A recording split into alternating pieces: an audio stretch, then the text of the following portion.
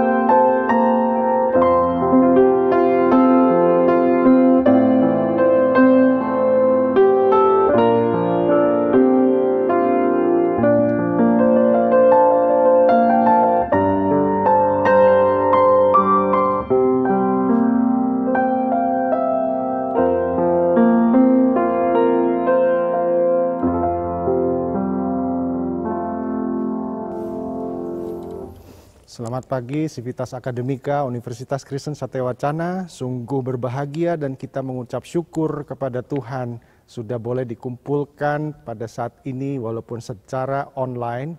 Tetapi kita bersyukur Tuhan masih memberikan kesempatan kita hidup dan menikmati kemerdekaan di dalam Kristus.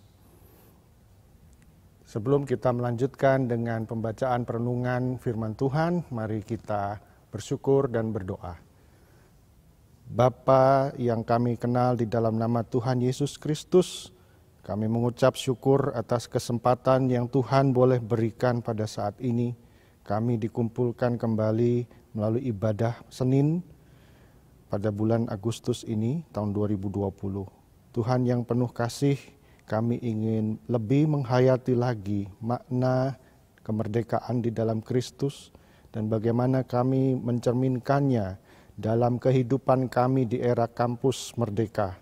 Tuhan Yesus, berikanlah hikmat dan kebijaksanaan bagi hamba-Mu khususnya dalam mengupas sebagian dari firman Tuhan dan merenungkannya. Kiranya Tuhan memimpin dan juga menuntun hamba-Mu dan juga para pendengar agar dapat mendapatkan rema atau hikmat, marifat ataupun inspirasi surgawi yang kiranya Tuhan dapat sempurnakan dalam hidup kami dan kami juga siap untuk melakukannya dalam kehidupan kami sehari-hari untuk mengekspresikan kemerdekaan di dalam Kristus. Ampuni dosa dan kesalahan kami ya Bapa, kiranya pagi ini Tuhan yang menyertai kami senantiasa. Di dalam nama Tuhan Yesus kami sudah berdoa. Amin. Pembacaan firman Tuhan pada pagi hari ini saya ambilkan dari dua ayat yang saling terkait. Yang pertama dari Galatia 5 ayat yang ke-13 dan yang nanti 1 Petrus 2 ayat ke-16. Saya bacakan dulu dari Galatia 5 ayat 13. Saudara-saudara, memang kamu telah dipanggil untuk merdeka, tetapi janganlah kamu mempergunakan kemerdekaan itu sebagai kesempatan untuk kehidupan dalam dosa, melainkan layanilah seorang akan yang lain oleh kasih.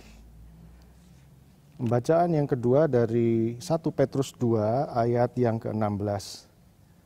Hiduplah sebagai orang merdeka dan bukan seperti mereka yang menyalahgunakan kemerdekaan itu untuk menyelubungi kejahatan-kejahatan mereka, tetapi hiduplah sebagai hamba Allah.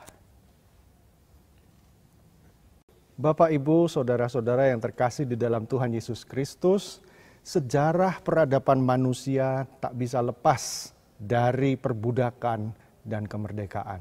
Di nats Alkitab tadi yang kita baca, misalnya di situ ditulis di Galatia 5 ayat 13, perikop itu berbicara tentang kemerdekaan Kristen. Di sini juga adalah bagian dari sejarah, karena di sini ada Rasul Paulus yang berbicara dalam konteks perbudakan dosa dan kemerdekaan dari dosa. Perbudakan atau perhambaan dari hukum Taurat dan kemudian kemerdekaan dari hukum Taurat, tapi kita hidup dalam kasih karunia. Kemudian tadi dari 1 Petrus 2 ayat 16, ini juga bagian dari sejarah kita. Di sini ditulis bagaimana juga mirip dengan yang dikatakan oleh Rasul Paulus tadi, ada kaitan antara perbudakan dan kemerdekaan. Perbudakan dari cara-cara hidup yang tidak benar, misalnya di 1 Petrus 2 ayat 12, milikilah cara hidup yang baik di tengah-tengah bangsa bukan Yahudi, supaya apabila mereka memfitnah kamu sebagai orang durjana, mereka dapat melihatnya dari perbuatan-perbuatanmu yang baik dan memuliakan Allah pada hari Ia melawat mereka. Jadi di sini bagaimana umat Kristen dipanggil, khususnya melalui Rasul Petrus di sini, agar orang-orang Kristen bisa memerdekakan hidupnya sesuai dengan firman Tuhan. Mereka hidup dengan pola yang diajarkan oleh firman Tuhan. Merdeka dari pola hidup yang tidak sesuai dengan firman Tuhan. Nah, di sini kita belajar perbudakan dan kemerdekaan itu sering ada paradoks. Paradoks itu kelihatannya bertentangan, tetapi sesungguhnya saling berkaitan. Pada saat saya memutuskan untuk merdeka dari sesuatu, pada saat yang lain saya adalah menjadi hamba dari sesuatu yang lain. Misalnya saya ingin merdeka dari pekerjaan saya terlalu sibuk, lalu kemudian saya memerdekakan diri, tanda petik, main game seterusnya dalam sehari-hari. Pada saat saya melepaskan diri dari kemerdekaan, dari perbudakan pekerjaan, lalu saya hanya main game. Saya sebenarnya diperbudak dengan hasrat main game misalnya. Jadi itu paradoks, hubungan yang kelihatannya bertentangan tetapi saling berkaitan. Sama juga halnya pada saat kita memutuskan untuk lepas dari perbudakan dosa, di saat yang lain kita adalah hamba Allah. Di situ ditulis di 1 Petrus 2 ayat 16, hiduplah sebagai orang merdeka dan bukan seperti mereka menyalahgunakan kemerdekaan itu untuk menyelubungi kejahatan-kejahatan mereka, tetapi hiduplah sebagai hamba Allah. Pada saat saya merdeka dari dosa, pada saat yang bersamaan saya adalah hamba Allah. Saya akan menjelajahi lagi masalah paradoks ini di waktu yang berikutnya. Kita ingat dulu sebuah kisah di Alkitab. Di dalam Alkitab juga di samping tadi kisah dari Paulus maupun Petrus, dikisahkan di dalam Alkitab bangsa Israel pernah ada dalam penjajahan di tanah Mesir selama ratusan tahun. Mereka dibebaskan oleh Tuhan melalui perantaraan Musa dan Harun yang memimpin mereka keluar dari tanah Mesir, melewati laut yang kering di tengahnya sehingga bangsa Israel bisa melaluinya. Kita ingat juga ceritanya bagaimana secara epik prajurit Mesir yang dipimpin oleh rajanya terperangkap di tengah laut, dan bagaimana sorak pekik kemenangan orang Israel karena mereka dibebaskan dari belenggu penjajahan di Mesir. Namun, tidak jarang kita sendiri pun dalam perjalanan keluar dari tanah perbudakan untuk menuju ke tanah perjanjian Tuhan, kita sering tidak sabar dan bersungut-sungut. Karena kepanasan lah, karena kehausan lah, karena bosan lah dengan makanan yang itu-itu doang, kata orang Jakarta.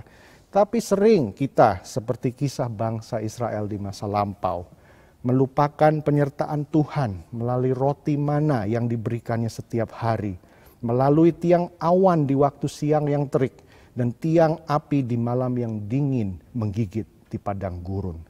Memang kita tidak lagi seperti bangsa Israel yang secara letterleh, secara harfiah berjalan di padang gurun. Namun kita bisa merenungkan kisah perjalanan bangsa Israel ke tanah Kanaan atau tanah perjanjian mereka ini dan mengaitkannya dengan tantangan kita dalam padang gurun yang sedang kita alami juga.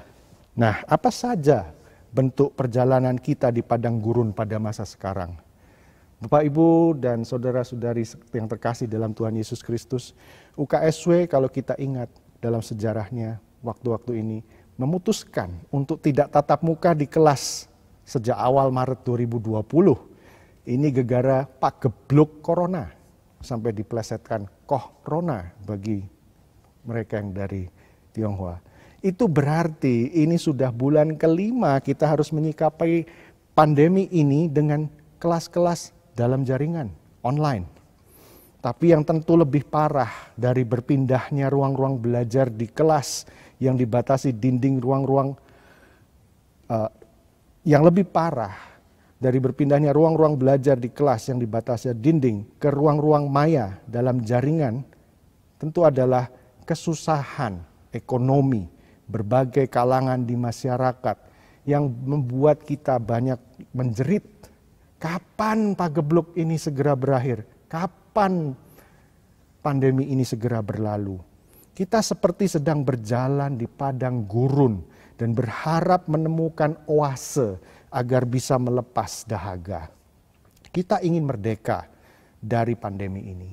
Kita ingin merdeka dari batasan-batasan ini. Lalu di manakah kita bisa menemukan kemerdekaan? Boleh saja kita mengalami kekangan-kekangan badaniah, physical distancing, karena COVID. Namun kita diingatkan kebenaran firman Tuhan bahwa kita telah dimerdekakan secara spiritual. Baiklah, saya ulangi lagi nats pembacaan firman Tuhan. Galatia 5 ayat 13, saudara-saudara, memang kamu telah dipanggil untuk merdeka. Tetapi janganlah kamu pergunakan kemerdekaan itu sebagai kesempatan untuk kehidupan dalam dosa, melainkan layanilah seorang akan yang lain oleh kasih. 1 Petrus 2 ayat 16, hiduplah sebagai orang merdeka dan bukan seperti mereka yang menyalahgunakan kemerdekaan itu untuk menyelubungi kejahatan-kejahatan mereka, tetapi hiduplah sebagai hamba Allah. Kemerdekaan secara spiritual atau batiniah inilah yang perlu diekspresikan keluar dalam kehidupan kita sehari-hari. Kita boleh saja terbelenggu oleh jam-jam mengajar atau tanggung jawab kita yang lainnya yang melelahkan. Namun yang membelenggu ini bukan menjadi sesuatu yang terlalu memberatkan jika hati kita, spirit kita, batin kita merdeka. Bapak, Ibu, dan saudara-saudara yang terkasih, Rasul Paulus dan Silas pernah dipenjara di Filipi itu. Kakinya dipasung, tetapi hati mereka merdeka. Mereka memuji Tuhan, pasti dengan sukacita, dan mujizat terjadi. Pasung terlepas dan mereka merdeka pula secara harfiah. Jika ada kasih, sukacita, damai sejahtera, dan lain-lain yang kita kenal sebagai buah roh menguasai hidup kita, kita bisa melayani seorang akan yang lain. Beban tanggung jawab sebesar apapun tidak selamanya terasa sebagai beban berat jika hati kita merdeka oleh karena kasih karunia Tuhan yang memberi kita sukacita dan damai sejahtera. Oke, beberapa mungkin akan protes, idealis, terlalu rohani. Baik, saya pakai istilah psikologi dulu. Saat seseorang in the flow, flow aliran mengalir. Iya, akan begitu asiknya, begitu kasmarannya, kata Prof. Iwan Pranoto, guru besar matematika ITB. Begitu kasmarannya seseorang saat in the flow, belajar atau mempelajari sesuatu sampai lupa waktu. Orang yang lupa waktu atau bahkan lupa daratan, secara positif tentunya, adalah orang-orang yang dalam kemerdekaan di dalam spirit atau hatinya sedang mengerjakan perkara-perkara besar dan bahkan mungkin sangat berat atau sulit demi terpecahkannya suatu masalah atau kajian, kalau itu dalam konteks penelitian yang dihadapinya di depan mata. Saat seseorang dalam in the state of flow, dia akan begitu asiknya dan kasmarannya untuk belajar memecahkan masalah yang berat. Saya ingatkan lagi Galatia 5 ayat 13, saudara-saudara memang kamu telah dipanggil untuk merdeka. Ya, life by the Spirit. Ini bahasa Inggrisnya. You, my brothers and sisters, were called to be free, but do not use your freedom to indulge the flesh. Rather, serve one another humbly in love. Galatians 5:13. Ini versi New International Version. Nah, kembali ke kupasan tadi sedikit tentang being in the state of flow. Kadang kalau orang menganggur, pikirannya kemana-mana. Dan malah merancang kejahatan. Tetapi saya yakin jika seseorang sedang in the flow, sibuk dengan kemerdekaan batinnya untuk mengerjakan perkara-perkara yang diminatinya dan yang dia ada kapasitas atau talenta untuk melakukannya, saya yakin orang tersebut mampu mempergunakan kemerdekaannya untuk melayani seorang akan yang lain dengan kasih. Nah, ini dimensi berikutnya. Kemerdekaan bukan hanya masalah individu yang terkekang, terpasung hanya di dalam diri seseorang. Tetapi kemerdekaan seseorang yang diejawantahkan, yang dinyatakan dan diekspresikan itu juga berdampak kepada orang-orang di sekitarnya.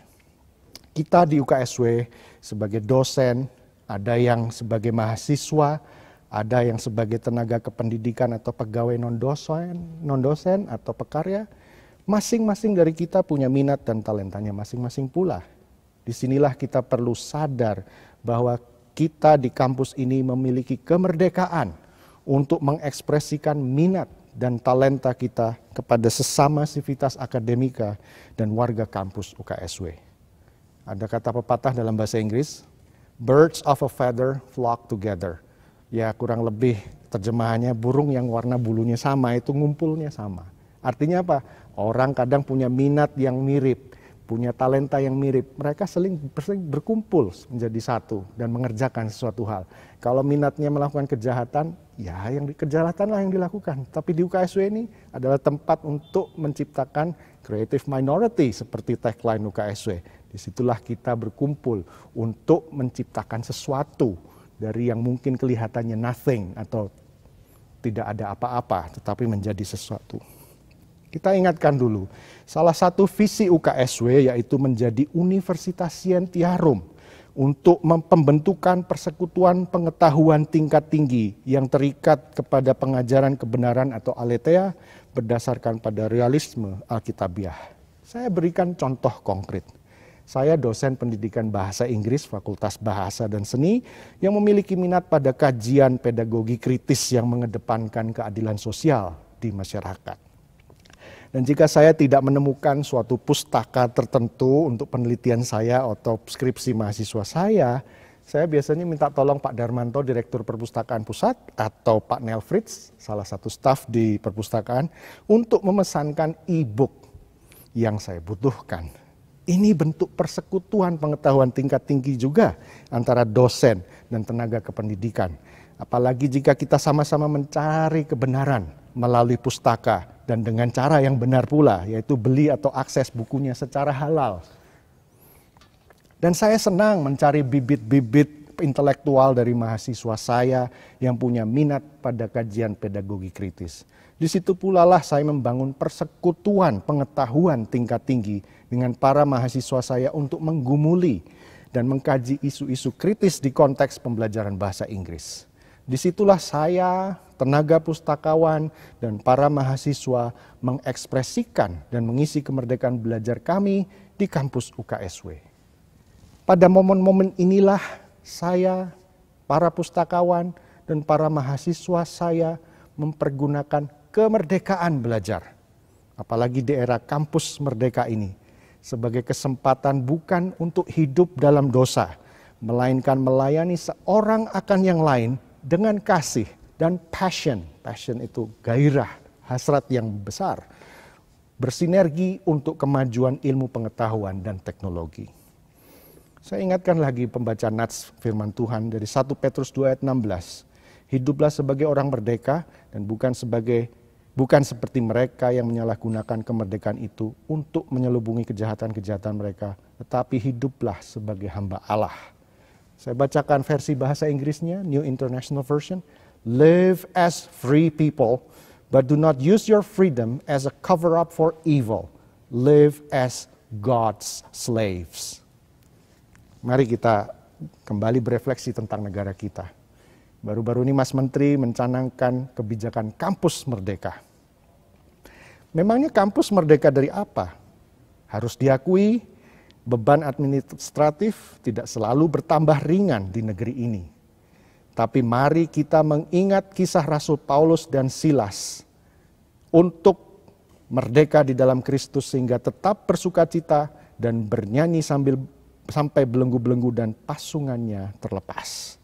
Spirit yang sama yang sedang kita bangun di kampus ini. Memang tuntutan administratif yang berat itu nyata.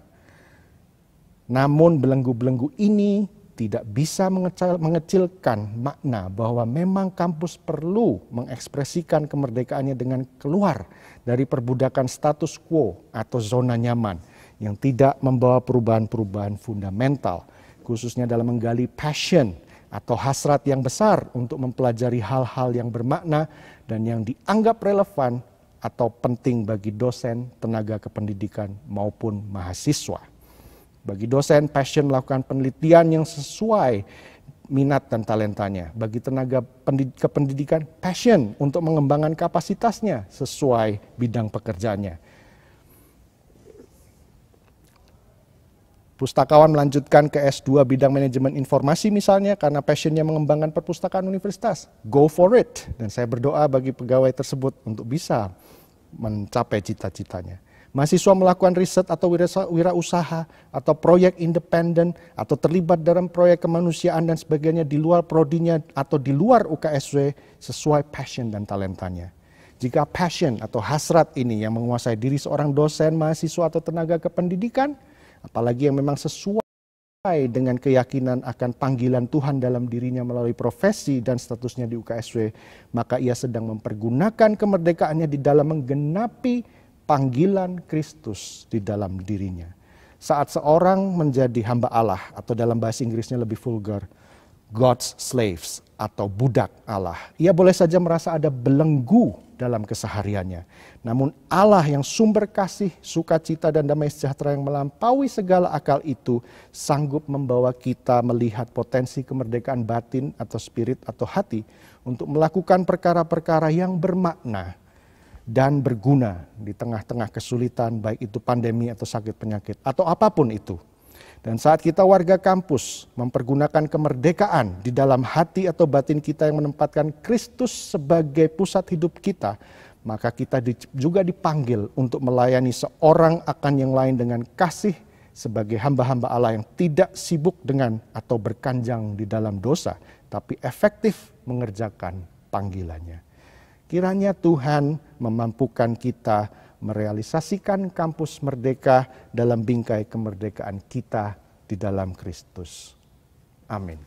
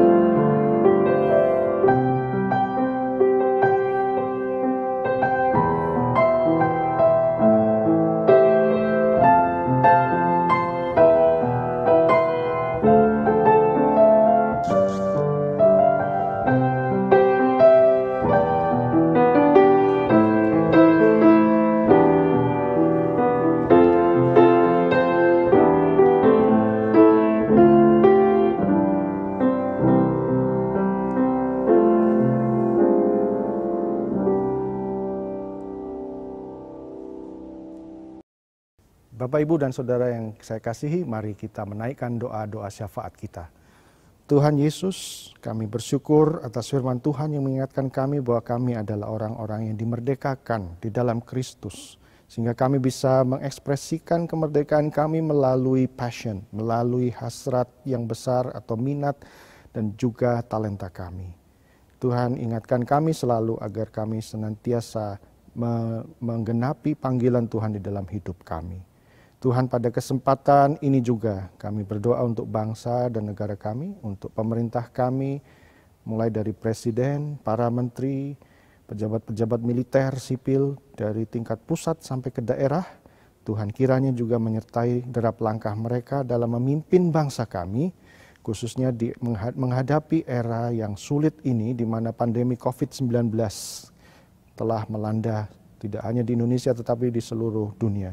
Tuhan, berikan hikmat-Mu, Engkau berikan sukacitamu sehingga dalam memimpin negara ini, para pemimpin kami, bangsa kami dapat keluar dari masalah yang besar ini. Dan Tuhan juga menolong masyarakat Indonesia, khususnya melalui pelayanan di UKSW, agar UKSW berperan lebih aktif dan bisa turut memberikan solusi bagi masyarakat di tanah air.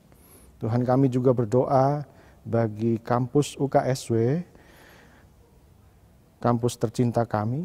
Tuhan, Engkau sertai Pak Rektor, juga segenap pimpinan universitas, pimpinan fakultas, pimpinan departemen, pimpinan program studi, mahasiswa-mahasiswa, dan termasuk calon-calon mahasiswa baru yang sedang akan memutuskan untuk kuliah di mana. Tuhan kiranya menyertai sivitas akademika ataupun calon mahasiswa baru. Kami juga berdoa organ-organ yayasan yang lain di Yayasan Perguruan Tinggi Kristen Satya Wacana, pembina, pengurus, dan pengawas, semua ada dalam kedaulatan Tuhan.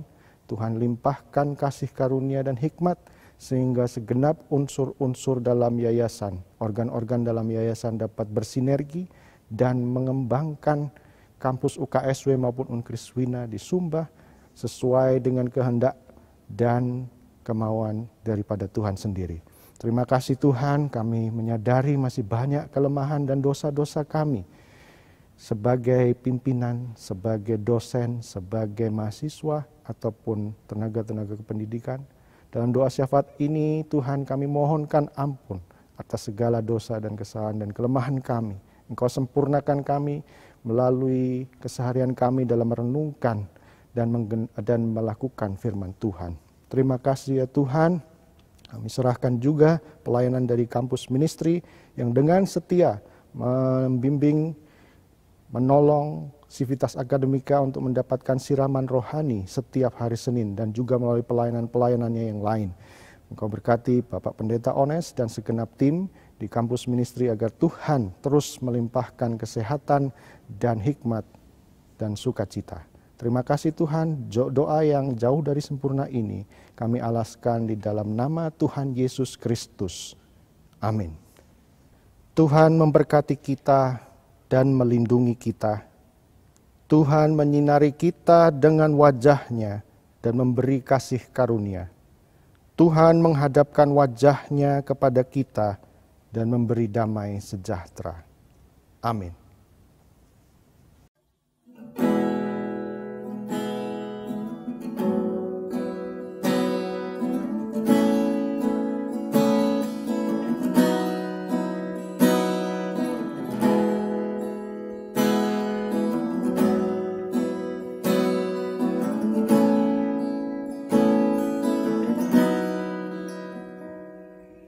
Yesus menginginkan aku bersinar baginya,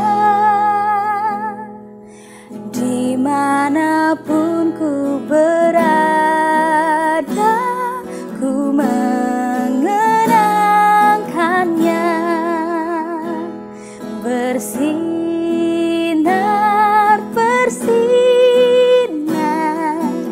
itulah kehendak Yesus, bersinar,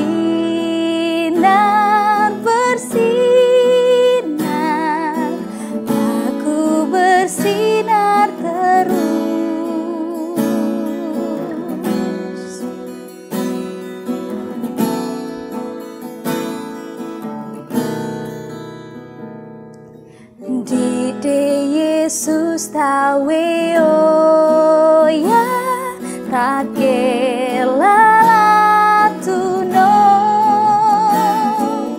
pamiwe ya ane era dota